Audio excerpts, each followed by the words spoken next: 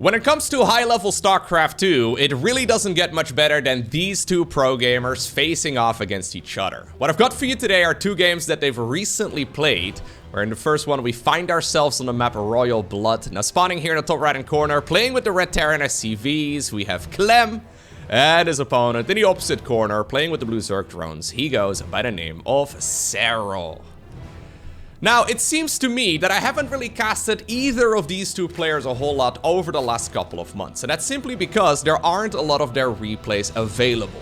Every once in a while when there's a Serral replay available or a Clem replay available, I check it out, I cast the series, and it just ends up being very one-sided, and I don't think it would be a very fun series for, well, you to watch on the YouTube channel, right? So, for example, it would be like a best of 3 of Terran versus Protoss that Clem has recently played, and he ends up winning 3-0 in like 15 minutes. I mean, maybe there's gonna be a couple of Terran connoisseurs out there that would really appreciate that, but in general, it just is an absolute stomp.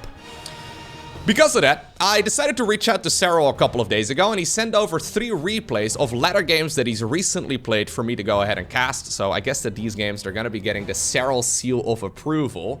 It's 2 games of Zerg versus Terran that he's recently played against Clem. So this isn't gonna be a best of 3 or anything along those lines. It's just 2 separate ladder games of them playing against each other.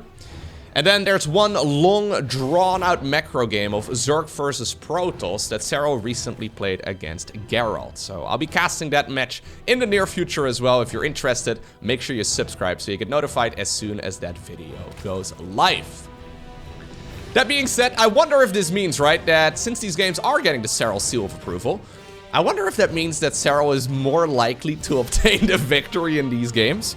I mean, in general, the man's got a very high win-loss ratio in the ZVT matchup. He looked incredible at IEM Katowice for ZVT, but also ever since, every single ZVT I've seen him play has looked, honestly, monstrous and very dominant. So, yeah, I don't really know exactly what to expect from these games. Usually, whenever I reach out to pro gamers and I'm like, hey, can you send any replays that you maybe would like to have cast on the channel? Sometimes they say no, sometimes they say yes. But oftentimes, they do send the games where, well, for obvious reasons, they look good, right? So I'm not entirely sure what to expect. Then again, Clem's Terran vs. Zerg has been absolutely incredible for many years now. He is considered to be a monster, especially when playing online. So obviously this is a ladder game, so both of these guys are playing online and they're playing from the comfort of their own home. And I would say that that is where Clem is at his most dangerous. Ooh, Serral trying to go for the wraparound. That would have sucked, but Clem's Reaper control a little bit too good. I've seen it quite frequently lately, actually, where Terran players, or sorry, Zerg players that are going up against Clem, they're now opening up with 6 Zerglings, just because they're playing against Clem and just because his Reaper control is really insane. Good movement right there with the Queens, though. Really nice zoning, allowing that drone to turn itself into a hatchery. That being said, Serral has not gone for any, okay, that's actually a cute little move. That queen already has enough energy for an inject or for example, a creep tumor. Anyways, we haven't seen a creep tumor yet, which, yeah, is exactly what Clem is hunting for right now. Alright, eventually we do make the decision, but that creep tumor is much later than you would ordinarily put it down. Anyways, link speed is just about to finish up. I do think it's about time for that Reaper to get on out of here. Man, that queen is never gonna go back to creep at this rate. So it's 25 energy for an inject or for a creep tumor, and, well, now it's at 50. Okay. Hellions now ready to reinforce this as well. That is probably the reason why Serral did not decide to dive on top of that Reaper with the couple of speed links that he's got. He doesn't really want to lose them. Serral in general, of course, very well known for his macro-based style, so usually he'll be absorbing every attack that you throw at him. So we've got a 4-minute lair coming up with an evolution chamber on the back of this too. The evo chamber timing actually is kind of interesting. So like I said, it's a ladder game. There is a chance that these guys are going to be experimenting with some less than optimal strategies. I'm assuming this is going to be a quick +1 carapace, but a single evo chamber at this point in the game is a little bit funky. A 1-1-1 right over here as well, of course, from Clem. This is the build that, well, he plays most of the time, and honestly the strategy that he popularized a couple of years ago. Yeah, so it's gonna be +1 carapace here for Serral. So it's a 3cc opener right there. My Dutch was coming out in bigger quantities than normal. It's a 3cc opener right there from Clem, followed up with a starport. So he's gonna be going into the Cloak Benchy. The Cloak Benchy is amazing because not only is it good for harassment, you can also shut down any roach bushes that your opponent might be thinking about. Wow, okay. A 5-minute infestation pit. That is incredibly quick. So, I actually expected these games to be rather normal. Because, well, I've seen these two compete against each other for a long time. A beautiful run-by over here as well. That's going to force all of those units to start driving back home. Serral coming in hot here. Knowing exactly where the opponent's Hellions are located. He's now got Zerglings running on over towards the third base too. A relatively small number of drones here, at least compared to the norm. And this is an awful lot of damage. 11 workers going down here in total. We've got the Pathogen Glands upgrade here as well, so that's the Infestor energy improvement. If you start the Infestors up, when this upgrade is about a third of the way done, they will spawn with enough energy for a fungal growth. So I guess that's the plan. I was thinking maybe it's a quick hive or something along those lines, but not quite the case. Zerglings thinking about getting the wraparound on these Hellions as well, and, well, they're trying their best. Okay, honestly, not a good trade right there for the Zerg, though. With the 3cc opener, Clem doesn't really need to deal critical amounts of damage. With the 1-1-1 straight up, you oftentimes are looking for at least a bit. But any damage is good, especially with Hellions. These Hellions usually not too helpful anymore in the later stages of the game. At the same time, we have the Banshees over here going around as well, but the Queens have been pushing them back. And they may very well be thinking about hunting down the low HP one. Yeah, that's exactly what happens. Okay. So we have +2, +1 for the Zerg into a single Infestor for now. Yeah, I was gonna say, there's no way you get the energy improvement, so we do see a couple additional Infestors coming up. There's no way you would go for just one Infestor if you go for the Pathogen Glands Research. It just doesn't really make a lot of sense. Here's Clem though, moving across. This is a 1-1 timing. Stimpack is done, Combat Shields is gonna be on the back of this too. The idea behind this push is to try and kill your opponent's 4th base. So we've got a couple siege tanks. Honestly, the amount of Marines here is really not that impressive. Yeah, and if you're over here, obviously there's not going to be that many units available to defend at home. That's sometimes where those Hellions can come in if you do still have them around. There's the Infestor though. It must have been spotted right now as well. Well, if he hadn't seen it, now he definitely knows what he's playing against. That being said though, you do need a follow-up too. Zerglings coming in from the back right now. Fair enough. There's another fungal growth, shutting down the movement as well on those medevacs for just a little bit. At the very least, slowing them down. And Serral does keep the 4th base alive. But honestly, this is all rather expensive. Clem has already been making a lot of SCVs once again. And at this point, the Frenchman is ahead when it comes to the workers. And that is not really taking into account, yeah, the power of those yellow mining machines. The mules are absolutely amazing. If you don't have a follow-up though, yeah, the fungal growth is nice. It does hurt the medevacs. It slows them down. It deals a bit of damage. But it doesn't really finish them off. So you're gonna need to chain fungal, I guess. But chain fungaling, we haven't really seen that ever since they nerfed the Infestor. Probably like 6 years ago at this point. It's been some time. So this is very quick hive. No banelings, double upgrades, adrenal glands coming up right now. So rather than going for splash damage in the form of banes, Serral is just going, well, for Infestors and Zerglings. So this is cool, because this is not something we would normally see in a tournament match. There's definitely some experimentation going on here. Straight Ultra Cavern. So this is 8 minutes and 40 seconds into the game. Ultra Cavern coming up already too. Okay.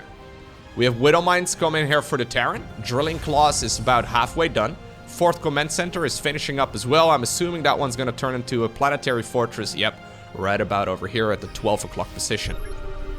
How in the world do you stop big numbers of Marines with just Zerglings and Infestors? I think it's fine against these smaller numbers. I mean, they have very good upgrades. Adrenal is not even done yet, and these Zerglings are already putting in some work.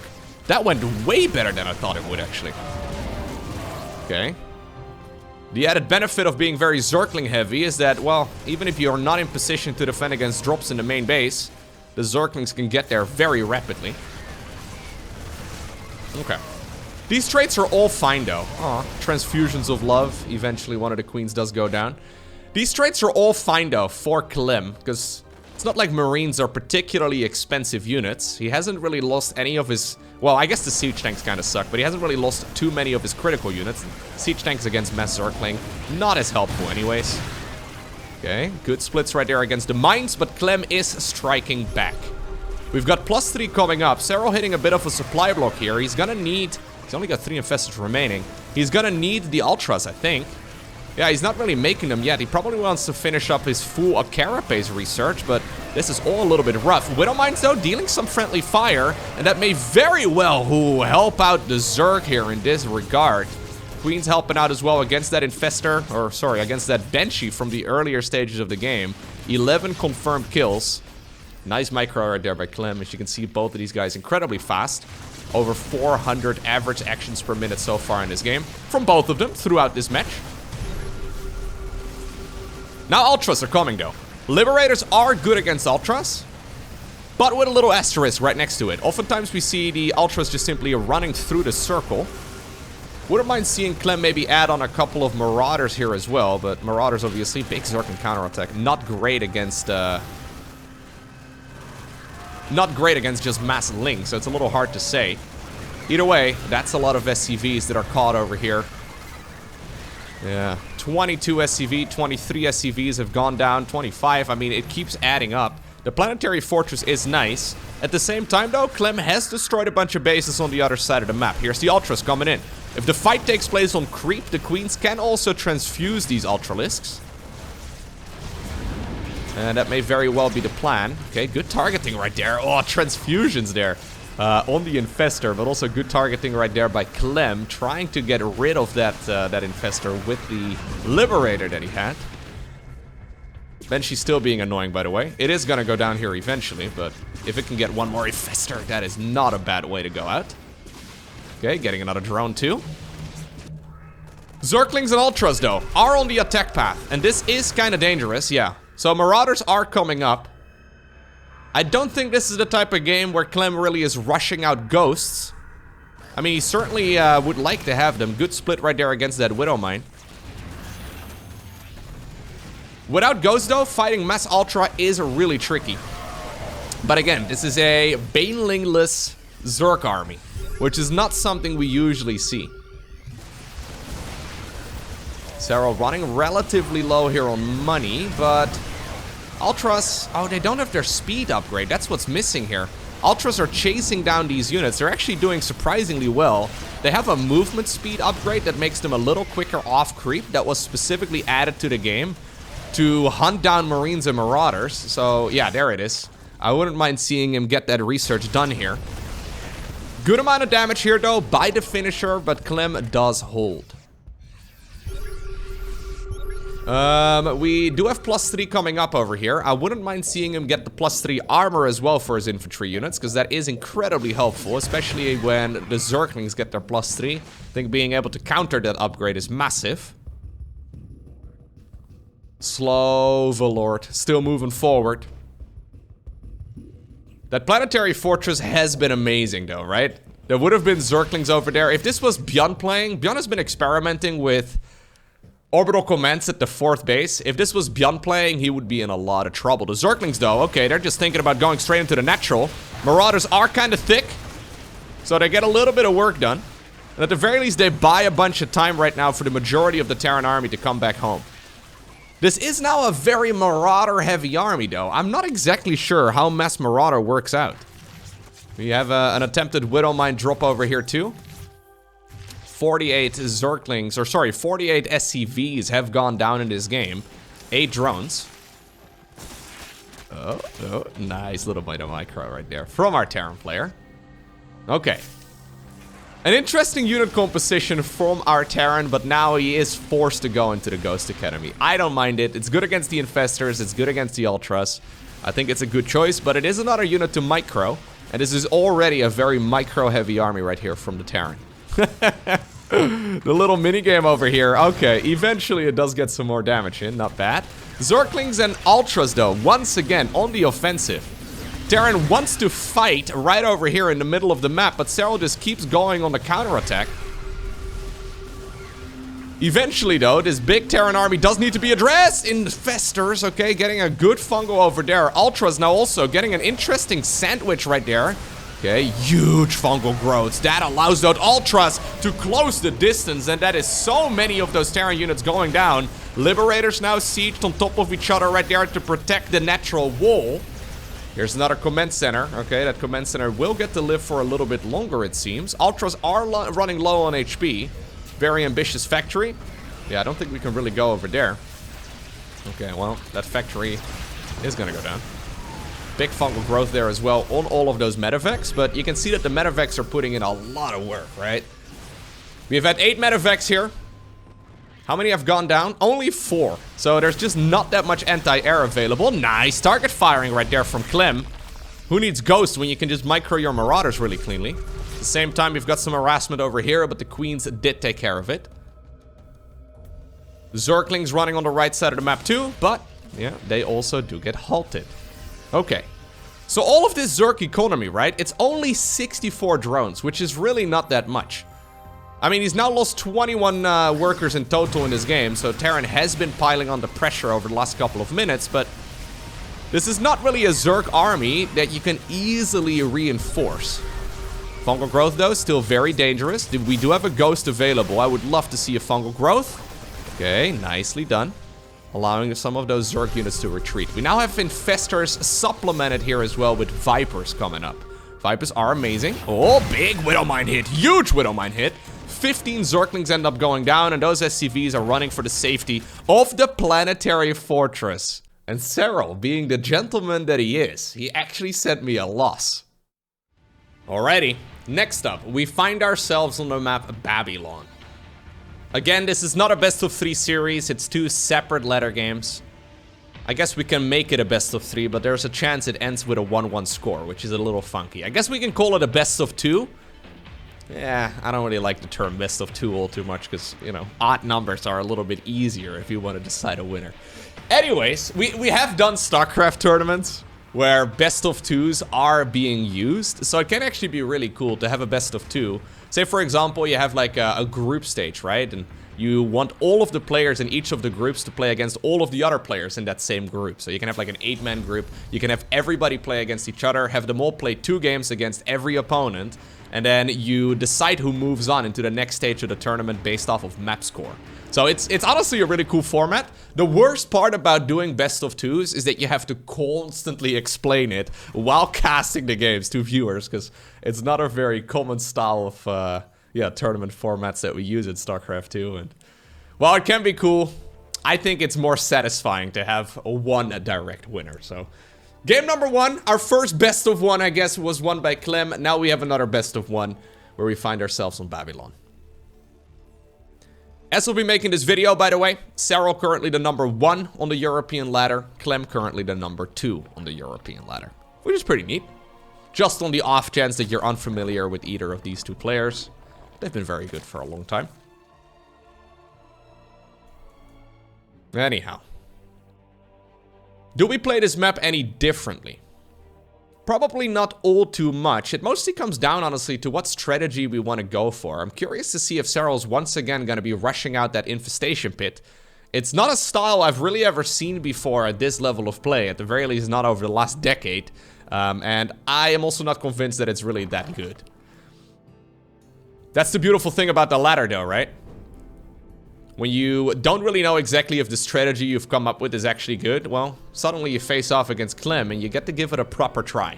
Maybe you've been winning against weaker Terran players, but then you face off against Clem and you can figure out, you know what, is this banelingless army of mine actually viable? Turns out, yeah, maybe.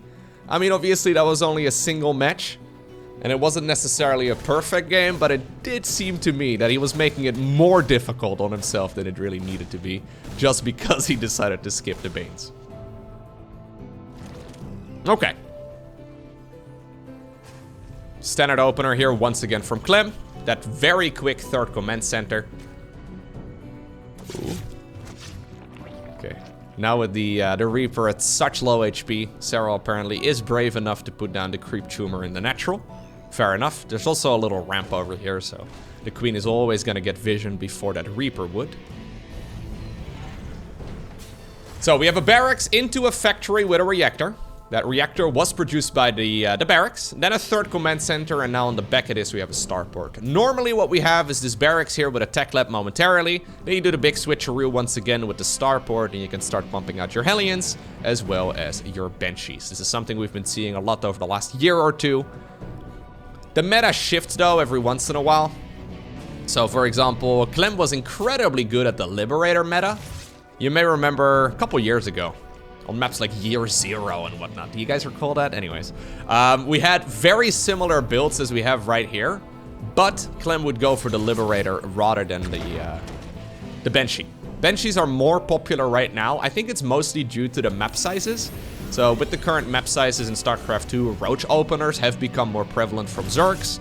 We've seen Dark go for a lot of quick Roach warrants. We've seen Scarlet, Raynor, even Serral actually. We've seen them all go for quicker Roach warrants. I'm assuming it's mostly due to just the meta changes and just the aggression of Terrans in general, but also because of the map size. Being able to throw Roaches on your opponent's side of the map at like, you know, the 5-minute mark is pretty nice, and Banshee openers counter that really good. Plus, on top of that, of course, Banshee harassment, especially when you do control it well. It is solid. So this is the most common build we see right now at this level of play in the Terran versus Zerg matchup from the Terran's point of view. For Zerg, there is a little bit more variety. Okay, so we have a 4.5 minute lair this time around. A little bit of a difference there. Normally when it is a aggressive Roach opener, we see the Roach warrant started up at about 3.5 minutes at latest. If it's more of like a macro focused Roach opener, we see it started up between, well, 4 minutes and right about right now. A Baneling Nest is another option here for Serral. He goes double gas. Okay, so no Evo Chamber this time around and double gas. We have nothing. Okay. Yeah, there's the Baneling Nest. We had nothing to spend our gas on, though, up to this point in the game. So maybe it's helpful to make something. The Hellions, yeah, they actually do catch the Zerg here with a surprisingly small amount of units. He's gonna lose all of these Hellions eventually, but the question is, how much damage will he be able to deal? Well, so far, it is certainly not bad.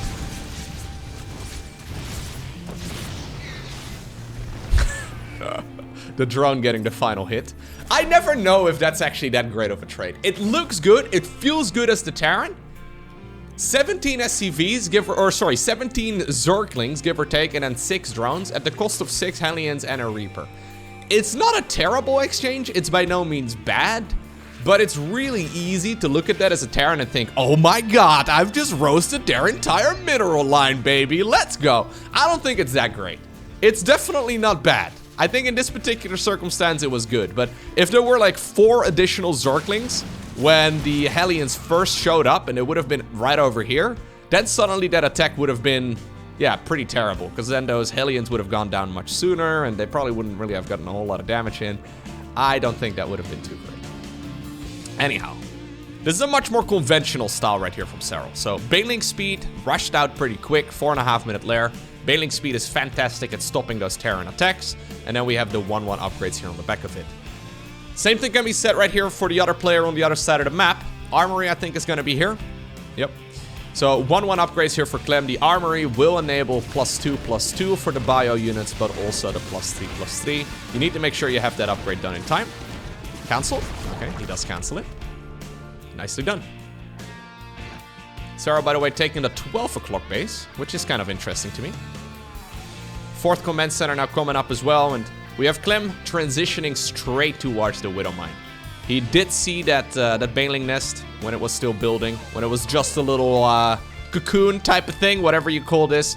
Yeah, he knows exactly the unit comp that he should be focusing on. We'll see when he decides to go for his second. Yeah, he's already got a second factory. I was going to say, having a lot of production on those Widow Mines is incredibly helpful. Normally, we have 1 factory here with a tech lab, so you can go for the Drilling Claws upgrade as well, which is a... There you go. Nice. Making me look good, Clem. Thank you very much. Yeah, it's a nice improvement, of course, for those mines. Serral now knows that it's Widow Mine play from his opponent, so he decides to go Hydras. Hydras with range do outrange the Widow Mines. So it can be very helpful. Plus, on top of that, the Widow Mines, well, forcing out the Hydras then allows the Zerg to also transition towards Lurkers eventually. This is the Serral special. The way that he cleans up the Widow memes. I have tried it many times myself. I have failed many times myself. But yeah, you hold position your Zerglings, you look at the little line, and then you select a specific link and run it forward. If you do it wrong, it goes horrible. It is really bad for the Zerg. Serral actually, okay, yeah, I was gonna say, not having a lot of larvae. So he's got additional hatcheries here coming up, but the queens have been busy pushing back all of those medevacs and the widow mines and all that. So he's actually got quite a bit of cash here in the bank right now. +2/+2 coming up for the Zerg. Same can be said for the Terran. Although we do need to see the second upgrade started here as well for Clem. Good movement here though, once again by the Frenchman. He doesn't have a lot of scans available, but does he really need it over here? Nah, he's just waiting for the creep to dissipate. He already scanned and killed the tumors. Nice targeting once again with the widow mines as well as with the marines. Picks up, gets on out of there once more.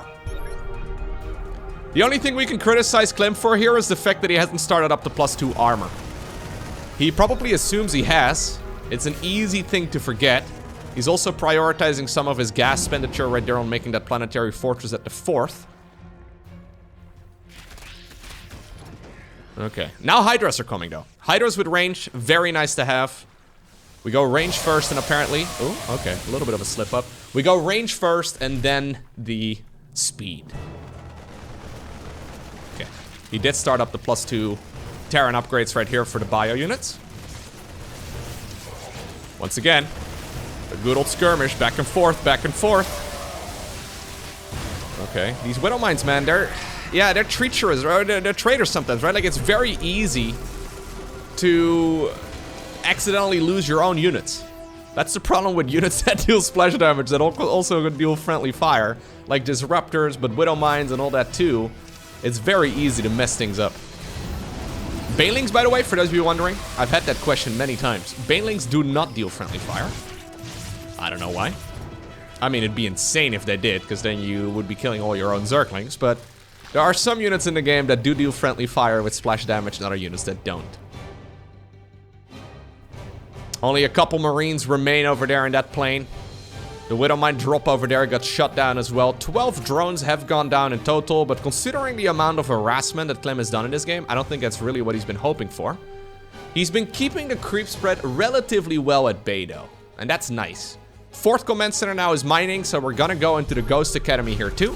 Scan over there reveals at least some of the creep tumors, but I think we need a little bit more. It looks like I'm actually just gonna back up over here. Right as I looked away, we must have had a big detonation. I'm sorry to these lads over here.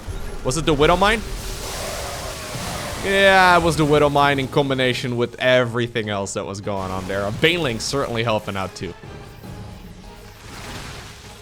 That's because Clem's camera was over here at the top section of the map. He does get rid of those final creep tumors too. Turns out the front door though is wide open as Serral now runs in the Lings and the Banes. Okay, trying his best to maximize the damage with the units that he's got before the Terran reinforcements do get here. In the end, it's a good amount of SCVs, but not really that insane. There's also a little bit of harassment over here in the middle of the map. One medevac, okay, goes down. Creep probably needs to be respread. But as long as Clem doesn't lose his foothold on this map, I actually think this is a very good position for him. Despite the fact that Zerg has got every single base that he would like to have, the creep really isn't that inspiring here. And that's because Clem has been everywhere. Nicely done. Once again, we're trying to go for the special attack over here, splitting up all of those Lings against all of the widow mines. Good trade right there for the Zerg overall. Pushing back the Terran is always the nicest part. And now indeed, we've got ourselves the Hive coming up together with the Lurker then. +3 starts up here for Terran. He is prioritizing the +3 upgrade for the attack units. The +3 attack upgrade. Unlike Bjorn. Bjorn sometimes goes for the +3 armor first, which is just objectively worse in every way. But Bjorn, for some reason, I guess he accidentally does it in the heat of battle. He always goes, or not always, but he often goes for the +3 armor first, when he can only afford a single one of them. So this push that Clem has been doing, right, over the last, well, 5 minutes, really, you can really see it gathering tempo. You can see it, yeah, catching steam here. He's getting rid of the creep, and it really allows him to react a lot better to all of this, oh my god, to all of this Zerg movement. Serral's starting to struggle a little bit, but that's where those lurkers are super scary. Lurkers can start shutting down the pushes that is, well, mostly done with Marines, Marauders, Medevacs, and Mines. Units that start with the letter M, basically, right? And that can usually slow down the advancement of the Terran quite nicely. So Lurkers are coming up. You don't really need them in every location, just in the ones where Terran's most likely to attack you. Man, I have seen some big Widowmine hits here, man. Some of them have been amazing for the Zerg, but the majority certainly have gone in favor of the Terran. My god, okay.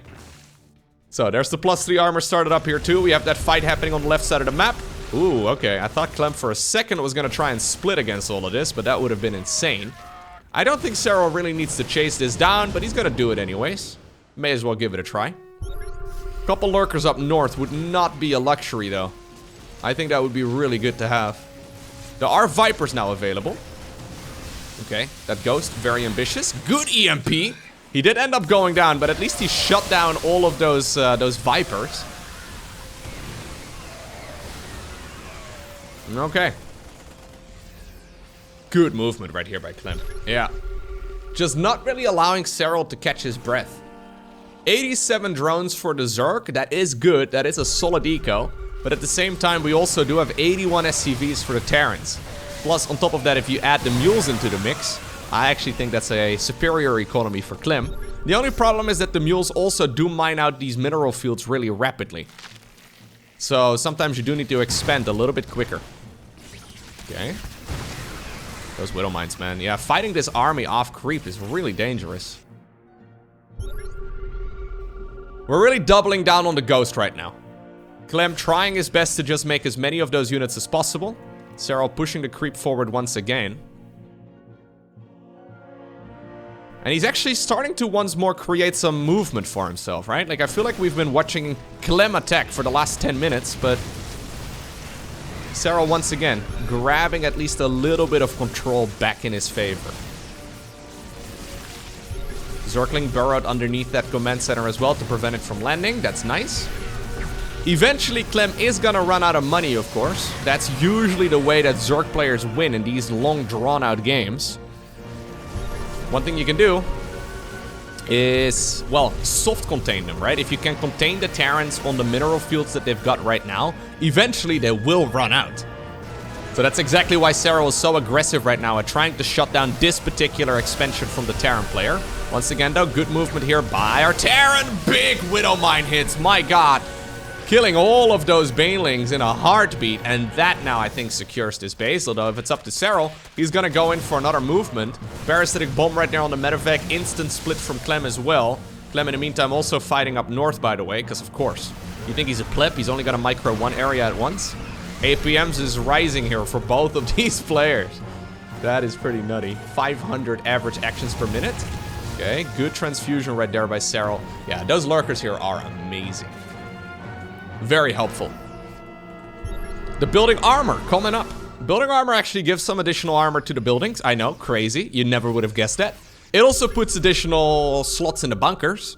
But I guess we don't have any bunkers in this particular game.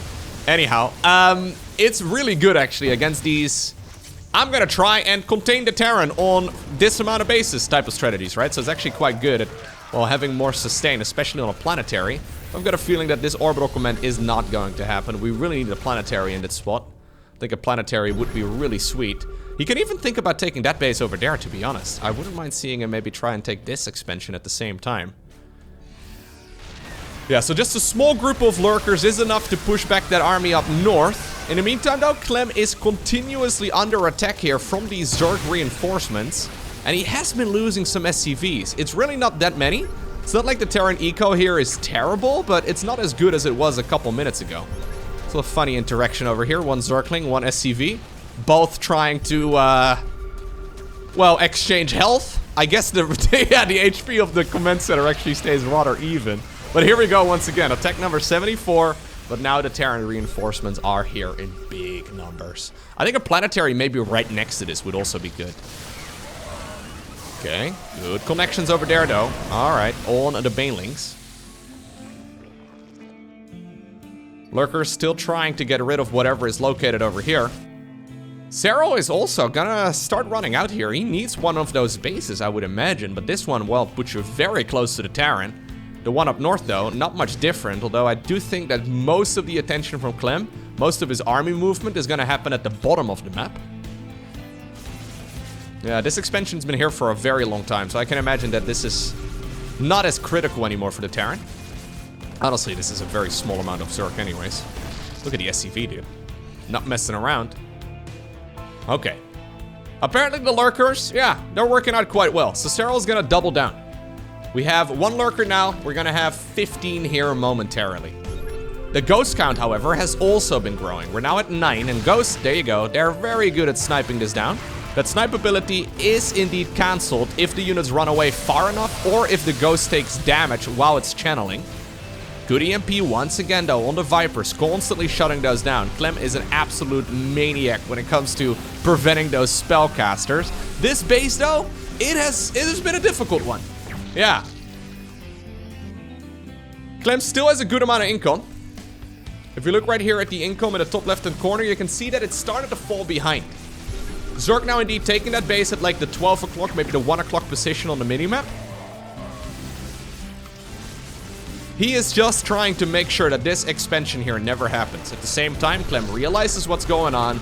Excellent thinking there by our Terran player. And he shuts down that expansion up north. How do you break this? How do you break this position here as Terran? You can stim in if you're... Well, I guess, yeah, ghosts are pretty good. You can stim in with your Marines and Marauders, but it's taking so much time. If Hydras are in front of this too... I mean, he's done a pretty good job here so far, I'm not gonna lie. But a concave of lurkers is difficult to break. Now the Vipers are once again showing up too. They can abduct a couple of those ghosts. Yep. They're expensive units. I know Zerg players like to think that they're free, but not quite the case. Never say die. At the same time, army over here, also being overwhelmed. He's gonna try and fly an orbital command all the way towards that position that Zerg has been trying to acquire as well. I don't think that's gonna be very easy to do, but, you know, we've got some ambitious command centers. Actually, he's replaced it right now with a planetary fortress, or I think what is soon to be a planetary fortress. Hoping maybe that Serral is putting a little bit too much emphasis on trying to defend this. So there you saw the interaction perfectly. Lurker Spine connects. Ghost is cancelled. Okay. Good movement here, though. Very lovely position here from Clem all of a sudden. He knows that he can't really leave this position alone, because then those lurkers are gonna walk on over here, and that's a really rough position to break. So he needs to split his attention in multiple areas at once. Obviously, the same can be said for Zerg. But I think now the fight over here is being won by the Terran. If he can get a planetary here, that would be amazing. And that's exactly what he's trying to set up. We still have those lurker spines over here, though, at the bottom of the map. Okay, Clem has been trying desperately to get that base at the 6 o'clock going for ages. But now apparently the one on the opposite side of the map may very well be more effective. This is so much damage, though, Clem. Definitely you want to get out of there. Planetary is done. The planetary is finished. Now, Blinding Cloud does also shut it down temporarily. So the Zerg can shut it down if he wants to. Serral decides to morph in 16 additional Banelings. That means he's got about 30 of them in total. That is certainly enough to blow up the planetary itself. This position, though, is difficult to break. Good abductions right there on some of the ghosts. So at the very least, they, well, were forced to back off. I think Serral's actually just going to try and bring the lurkers closer here, too. He did take the base over here all the way at the bottom of the map, by the way. So Serral not running out of resources here just yet. Income-wise, this is actually still very even. Serral's been a little bit ahead in that department, but of course his traits are also less cost efficient. Here's the lurkers coming up, though. The lurkers suddenly coming in from the bottom. This is the ones that were taking up concaves at the bottom of the map. And now suddenly there is an absolute chokehold on this base. This expansion is gonna get absolutely wiped out. Liberator over here trying its very best to shut down as many units as possible. The problem is the lurkers are underground, and when they're underground, they are burrowed. This does mean, though, that there is indeed a vulnerability here at the bottom of the map. Sadly, there's only a small group of ghosts. I would have really liked to see another group of units running on over in this direction. You gotta be so careful here, though. You really cannot afford to lose these medevacs. There are Vipers available, but I think the Vipers... Oh, there's only one, actually. Okay. I was gonna say, if you lose that group of ghosts for free, that would really be bad. I mean, he killed a bunch of drones, but that is not too terrible for the Zerg. There's a little Ling over here preventing that command center from landing. Now we have those lurkers that were previously at the bottom of the map, all the way at the top. Serral may be thinking about taking this base over here. You can look at the resources here at the bottom of the screen. Clem has got a lot of gas. Serral doesn't have that much anymore either, though. Okay. This is now becoming do or die here for Clem. He needs a base. The other expansions, yeah, they are running incredibly dry. Okay, this is a nice position, though, for our Terran player. There are a couple infestors! Can we have a fungal growth? Well, they get EMP'd after they popped out of the ground, revealing exactly where they were located. Zerg trying to break through this. Serral trying to shut down this Terran army once and for all. Whoa, the lurkers here in the meantime also moving up north, taking down the SCVs. That is a tremendous amount of workers going down right there on the side of the Terran. He doesn't have that many remaining anymore, but if he can secure this base, I think he does have a chance of saturating it once more. The problem is Zerg is reinforcing this much quicker at this point in time. Yeah, he doesn't have much income, Serral that is, but he's got enough to once again create another wave of units. And that's the, well, the story of the Zerg, I guess, right? Constant waves of units overwhelming you. Even though you think you may have won a battle, you're losing the war. And this has now become a war of attrition. He is running out. Clem doesn't have much anymore. Abductions over here as well. Maybe the trades are incredibly cost inefficient, but there's still enough right here for the Zerg to justify going for because he's got so much more money. Okay, yeah, these lurkers actually a little out of position. This base probably should not have been landed in the first place. We saw a lot of SCVs making their way over here. Clem, don't do it, my man. Well, okay, I guess that's one way to solve the SCV problem. He decides to GG out, and that means that Serral has obtained the victory. Hey, if you made it all the way until the end of this video, please take the 1 second that it takes to hit the like button. It really does help. And I guess if you didn't like it, alright, you can hit the dislike button guilt-free.